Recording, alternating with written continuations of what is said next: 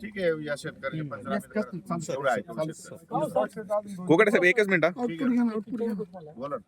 ज्यांनी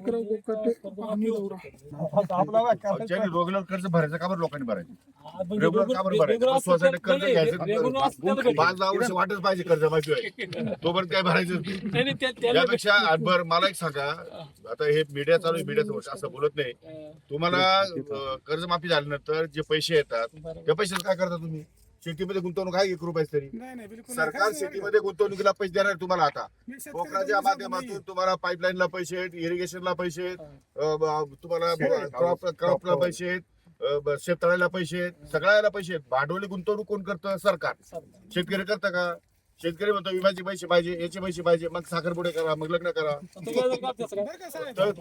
तो विषय आहे